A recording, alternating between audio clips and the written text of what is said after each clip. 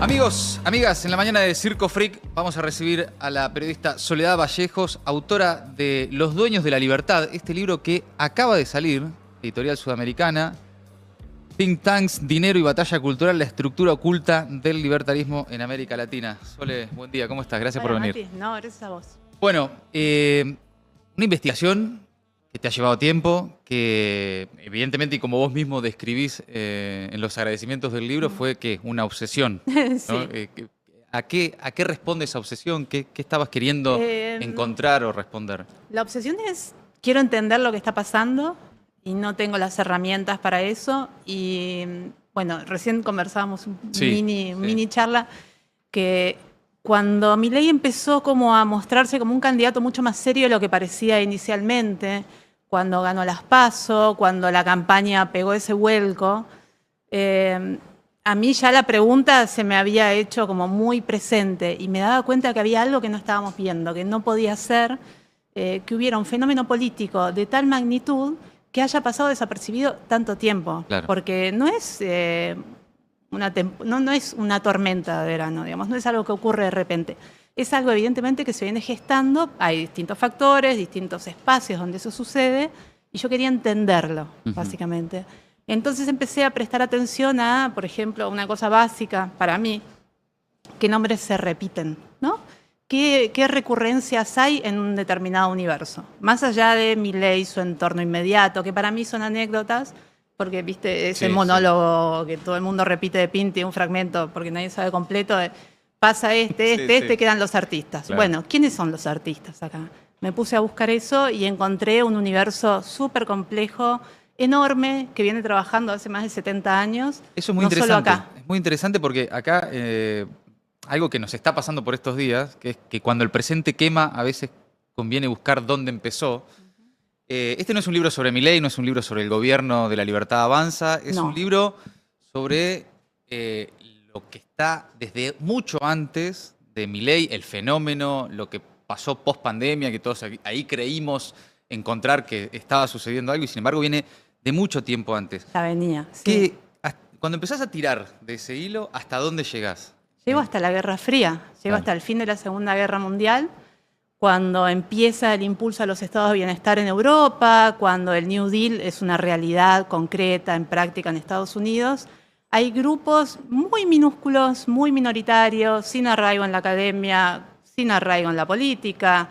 Qué sé yo, uno es el que se conforma en Nueva York en torno a Mises, que había migrado en el año 40, escapando de los nazis, por supuesto.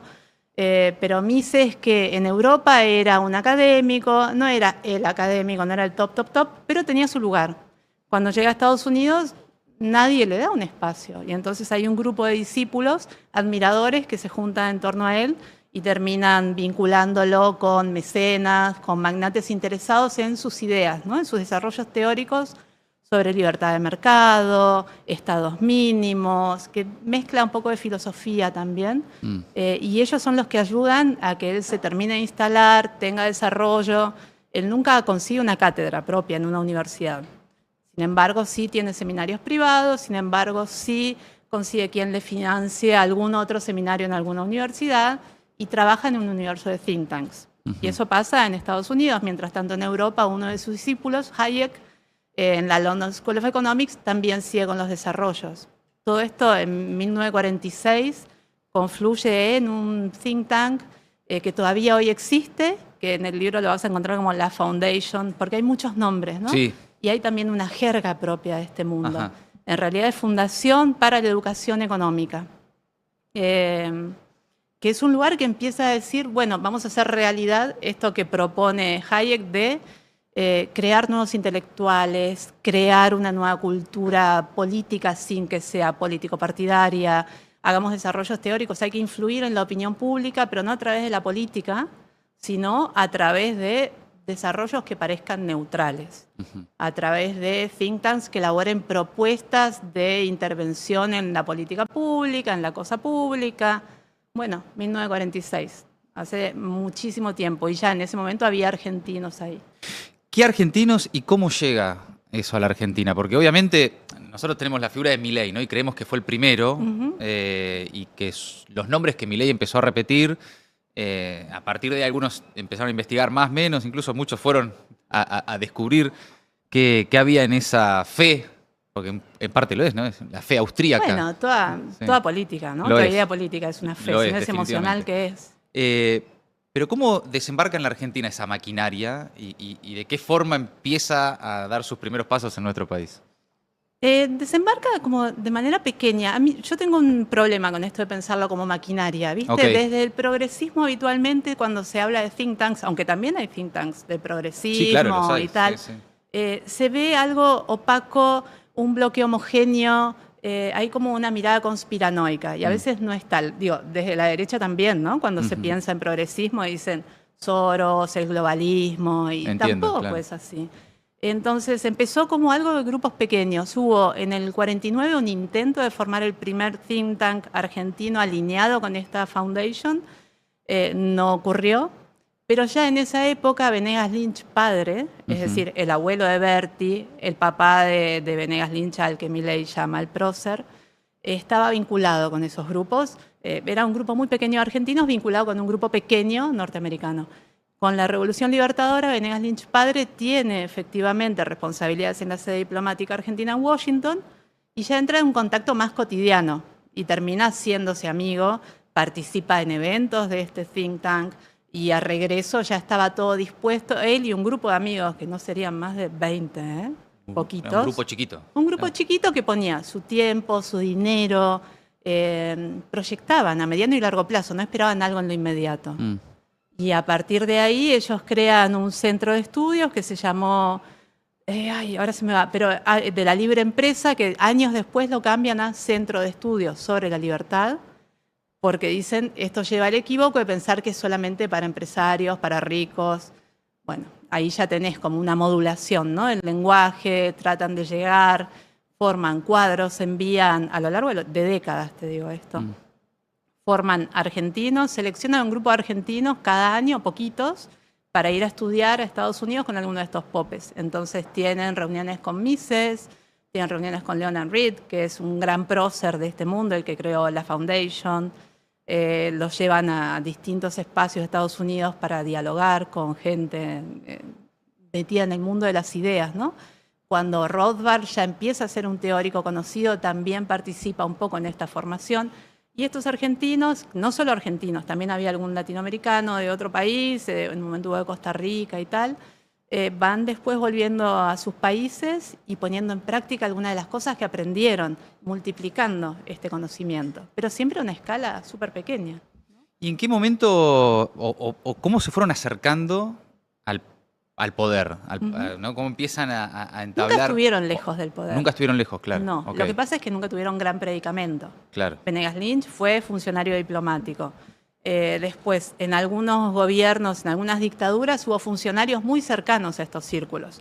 De hecho, Hayek vino al país, se reunió con el presidente, Mises vino al país, se reunió con el presidente, Mises vino una sola vez en el 59, Hayek vino 2 o 3 veces porque él en una conferencia una vez, en la última visita, dijo que había venido cuando era muy chico, antes de la guerra, y que Argentina les había enviado alimentos. No encontré registro de eso, pero eso él lo dijo.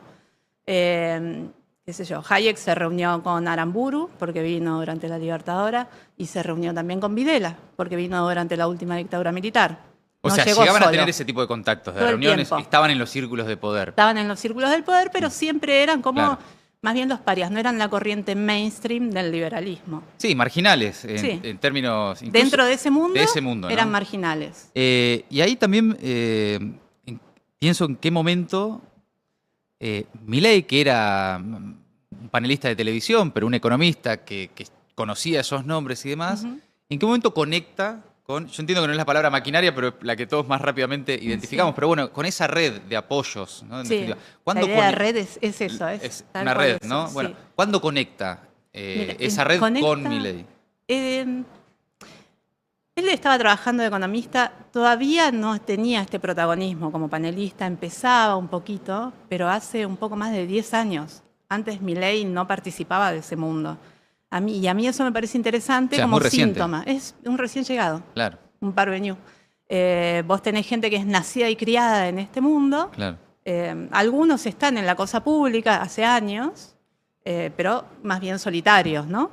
Y Milei, alguien alguna vez le acerca una traducción, en 2014, le acerca una traducción de un texto de Rothbard, se copó, enloqueció y preguntó dónde podía conseguir más de eso. Y alguien le pasa el dato a una librería pequeña que en ese momento estaba en Barrio Norte, que es una librería que pertenece a este universo.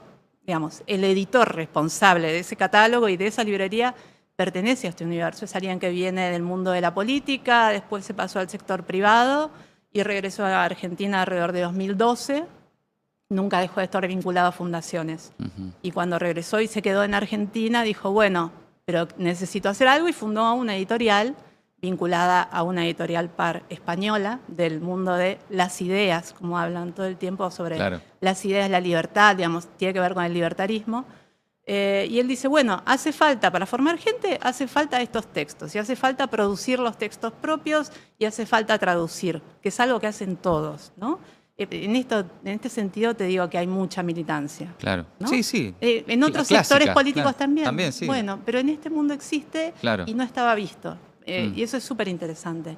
Entonces él empieza a producir cosas, hace una inversión, pone esta librería en Salguero en 1800, a Milei le pasan el dato, Milei va, habla con este hombre, se llama Rodolfo Distel, un editor, y Distel le empieza a decir, bueno, mira, si te interesa eso, puedes leer esto. Milei, y esto lo ha contado muchas veces, hace el cálculo de cuánta plata tenía, a qué altura del mes estaba, cuánto necesitaba para darle de comer a los perros, que no sabemos cuántos eran en ese momento. Le dice, ¿me guardas estos libros? Yo vengo mañana y me llevo el resto. Obvio. Se fue, se llevó algunos, volvió al día siguiente, se llevó más y nunca dejó de estar en contacto. Y esa fue la puerta de entrada, entrar a esa librería, a esas lecturas, a esos vínculos, al universo de las fundaciones, a partir de las fundaciones argentinas. Claro, y ahí es donde ya hace la conexión más en términos, ¿qué? Institucionales. Ahí se empieza como a... Va a sonar raro, pero como, ¿viste Pigmalión? ¿Viste sí, Mi Bella Dama? Sí, sí. Hay una chica que la toman del suburbio, del bajo mundo y tiene que convertirse en dama. ¿Cómo convertís esta piba, que es un desastre, en una lady capaz de entrar al alvear y que nadie la mire raro? Bueno, pasó ese proceso. A Milei había que enseñarle a hablar en público, a dar conferencias, a intercambiar ideas, a seguir alimentándose, que Milei era una esponja. Eso es lo que te cuentan, ¿no? Claro, claro. Porque en esa introducción también lo que pasa es que va conociendo a distintos referentes de este mundo, no a todos, porque algunos los conoció hace un año recién, y te dicen, y yo cuando lo vi, supe que era él. ¿Y cómo supiste que era él? Tenía un brillo, tenía algo. Era como la persona capaz de integrar la pasión desenfrenada por esas ideas con la comunicación de la época, con poder sintonizar con cierto enojo, cierta sensibilidad política que los demás sectores estaban no leyendo, ¿viste? Entonces, bueno, lo fueron acompañando, fogoneando, formando, y bueno, lo que vemos. Claro, después están las particularidades del personaje, obviamente. No, por supuesto.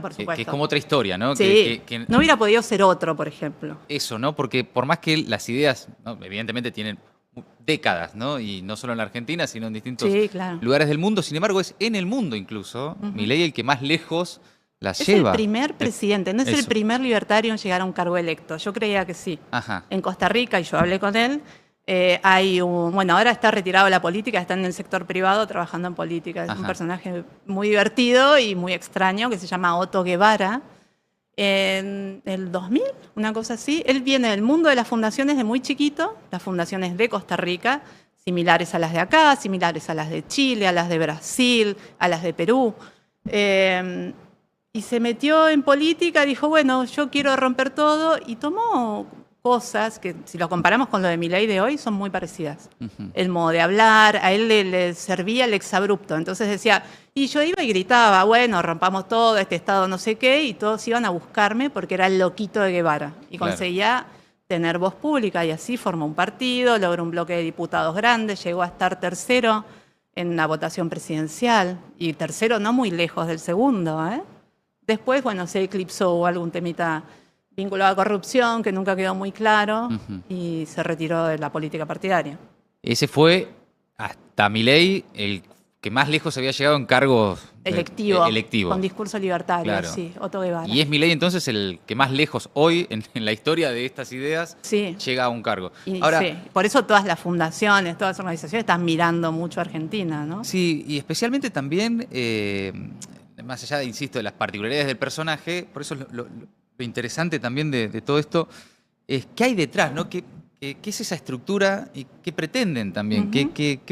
Al haber conversado con tantos de ellos Sí. y haberlos estudiado, ¿cuál crees que es el objetivo? ¿Qué pensás que quieren? ¿No? Que más allá Quieren de que cambiar el mundo. en sus términos cambiar el mundo con Lo sus que ideas. quiere cualquiera que tiene una idea en la que cree. Claro. Y eso para mí, así suena sencillo, pero para mí fue una revelación, porque yo no conocía este mundo y hablar con ellos y entender, por ejemplo, he conocido gente que empezó a vincularse con las ideas, a estudiarlas, a militarlas a los 17 años, a los 18. Hoy tienen más de 70. Pasaron la vida militando por esto. Y nadie les dio bolilla, salvo 2 o 3 que pensaban como ellos. Hicieron de todo, ¿eh? Y algunas cosas fueron visibles. Pero había una sociedad que no lo estaba leyendo. Un mundo político que no lo estaba leyendo. Y entonces, de repente, no es un de repente emergen. Hay un desafío ahí, obvio, pero que vale la pena mencionarlo, que es entenderlo sin necesariamente estar de acuerdo, ¿no? Por supuesto. Que este es el trabajo periodístico de investigación Claro. y demás, pero viste que estamos en un momento, Es Sole, difícil, bueno. en el que vos decís, bueno, che, quiero entender qué está pasando acá, voy, investigo, trato de comprender qué quieren, llego a una conclusión sin necesariamente estar de acuerdo con eso, ¿no? Pero aunque hay que aclararlo. Yo no ¿viste? tengo la Es una costumbre, época así. no, la época es re complicada y yo entiendo, es un momento en que vos tenés que estar a favor o en contra. Sí. Yo no quiero eso, porque me parece que como periodista, ¿no? En mi vida privada por ahí es otra cosa. Total. Pero como periodista yo creo que tengo que tener respeto por el lector. Entonces yo al lector le tengo que dar información lo mejor posible, más entretenida posible, siendo respetuosa del dato, no sesgando, y que el lector decida. ¿Viste? A veces hay gente que te dice, bueno, pero vos qué pensás de esto. ¿Qué sé yo? Pensá vos, yo trabajé. Acá está no la me información, fíjate. Claro, pero Sí. y hay una cosa, y esto para mí no es menor. Yo no soy de este palo. Ah, claro. Lo vi, descubrí que existía pensando qué está pasando. Y hay un mérito en la gente de ese palo que a mí me recibió. Que no fueron todos, ¿eh? Ajá. Pero la mayoría me abrió las puertas, algunos con más tiempo de reflexión previo, otros porque alguien le dijo, no, dale bola, qué sé yo. Pero yo he llegado a estar en reuniones, por ejemplo, trabajan mucho con grupos de estudio pequeños. Se reúnen una vez cada mes, una vez cada 15 días a debatir sobre algún libro, para mí aburrido, pero porque a mí no me interesa, digamos, pero para ellos no, de filosofía, de economía, y debaten sobre eso, y llevan un invitado, y discuten con el invitado, y aprenden. Te estoy hablando de gente que va de los 20 a los 70 años, y dedican su tiempo a eso, ¿no? Y me han invitado a varias de estas reuniones, porque yo estaba haciendo investigación, y me dijeron, dale, venite cuando quieras, tenemos esto, me avisaban, yo iba, de estar en una reunión de 10 personas, y el anfitrión dice, bueno, se conocían todos, menos yo, por supuesto, y el anfitrión dice, bueno, cada uno que se presenta uno, se presenta otro, y yo doy mi nombre, explico que estoy haciendo un libro y tal, y el anfitrión me dice, no, explica todo. Ah, sí, yo trabajé 25 años en Página 12. Ah, y eso no los horrorizó, les llamó la atención y les interesó. Claro. Yo me fui al diario ya hace unos años, pero mi nombre en ese momento todavía estaba muy pegado, si querés. Sole, no es la primera vez que investigás al poder Ujú. y al poder económico, ¿no? Sí. Tenés un libro sobre Amalita Fortabat. Con Marina. Con Marina Biuso. Biuso. ¿Qué ves de puntos de contacto y también obviamente de grandes diferencias, si es que las hay, con estos sectores, esta estructura oculta del libertarismo y sus redes de militancia y de financiamiento y demás, con la vieja estructura del poder económico en la Argentina, que de alguna forma también sintoniza en parte con Milei o de alguna forma también colabora con lo suyo para Bien. que las ideas de Milei o lo que Milei impulse y demás avancen en la Argentina. ¿Qué punto de contacto hay con el clásico círculo rojo, poder económico, los Sí. viejos empresarios y empresarias y esta estructura? Bueno, hay, ¿no? Puntos de contacto. Este mundo estaba en aquel viejo círculo de poder, el círculo rojo de siempre. De hecho, Amalita Fortabat es una de las empresarias que colabora en el 79 o 80, cuando Alberto Venegas Lynch, hijo, es decir, el papá de Berti, del Dipu Berti, decide fundar SEADE. ¿no? Claro. Él necesitaba fondos, necesitaba convencer a alguien de que le prestara un lugar para una sede, lo convence a un señor llamado Tognoli, que encontré una cita de Spinetta hablando sobre Tognoli, porque Tognoli había donado la escuela secundaria que fue Spinetta. Todo es ridículo, pero todo es chiquitito. A mí me divierte muy esas cruzado, cosas. claro. Sí. Sí. Bueno, Amalita donó algo de plata para eso, como otros empresarios. Es decir, se conocían, siempre estaban, pero era como subestimado. No era creíble pensar que esta versión del liberalismo, que es una versión maximalista, porque va por todo, inclusive la moderada, tuviera alguna chance, ¿no? Yo en estos días estuve escuchando también debates de este mundo. ¿Cuál es la situación hoy? Después de la revalidación de Milei en las elecciones de medio término, ¿no? Y hay un optimismo moderado, y hay, en este universo estoy diciendo, Sí. hay optimismo moderado y está este deseo de que Milei no se modere. Una frase era que no se convierta en un Macri, que no quede middle of a road. Claro. Esa, que no se quede a mitad de camino. Esa es todo el tiempo la imagen que tiene, es como un gran fantasma. Y eso te da una idea de la medida de maximalismo que manejan. Porque son parte de un mismo universo. De hecho, vos ahí mencionás las dificultades para ponerle una etiqueta, ¿no? Liberalismo clásico, y en neoliberalismo, Argentina, además, en Argentina, ¿no? Y demás. Esto que técnicamente que llegaste libertarismo. Libertarismo. Algunos te dicen soy liberal clásico. Ajá. Porque, bueno, pero tiene que ver con la discusión teórica. Claro. Tiene que ver con la discusión teórica de los liberales, ¿no? Hay dos grandes líneas. Vos tenés el liberalismo francés, que es el que nosotros siempre entendimos en Argentina como liberalismo. Sí. Igualdad, libertad, fraternidad, digamos, la herencia de la Revolución Francesa, que es la que terminó modelando la Argentina moderna. Pero después tenés la versión anglosajona, que se remite a Inglaterra, la Revolución Gloriosa, los liberales que quieren un Estado mínimo porque al Estado lo ven como el diablo, digamos, la idea de Leviatán, hay que moderar al monarca. Y es otra tradición. Y ellos dicen que esos son los clásicos. Entonces se definen como liberales clásicos. Desde afuera, qué sé yo, y libertario. Claro. No sé, es difícil. Y la etiqueta de liberal o neoliberal también es compleja, porque me ha pasado que algunos me digan, yo no quiero que me digan neoliberal, porque te lo dicen y es como si fueras Lex Luthor, te invalida de entrada. Pero cuando vos vas, qué sé yo, a la Fundación de la Sociedad Montpellier, que es una organización fundada en 1947 por Hayek, empezaron siendo menos de 50 economistas en una montaña debatiendo cómo cambiar el mundo. Hoy son alrededor de 500. Su presidenta es una economista trans de 80 y pico de años, a quien, paréntesis, la mitad de mis entrevistados jóvenes refieren como ella y la mitad de mis entrevistados mayores refieren como él. Y te dicen, bueno, si yo lo conocí como Donald. Claro. Y esta persona, y uso su dead name, porque esta persona escribió un libro sobre su transición. ¿Viste? Que se llama, creo que se llama Transition, ahora no me voy a acordar. A eso voy con que es súper complejo. Es súper complejo, Es súper complejo. Sí, no es blanco, negro, no es gris. Es de 500 colores. De 500 colores. Y hay de todo, y hay internas, como en cualquier universo político. Eso, que insisto, puede ser una obviedad, para mí fue un descubrimiento. Los Dueños de la Libertad acaba de salir, fue publicado en los últimos días, de Soledad Vallejos, navega sobre esta estructura oculta del libertarismo en América Latina, una investigación que, como ella misma define, bueno, no había otra forma de que no sea una obsesión para llegar, ¿no? Que si no, a esos rincones. Viajé, me fui a Estados Unidos. ¿Cómo fue el proceso? Sí.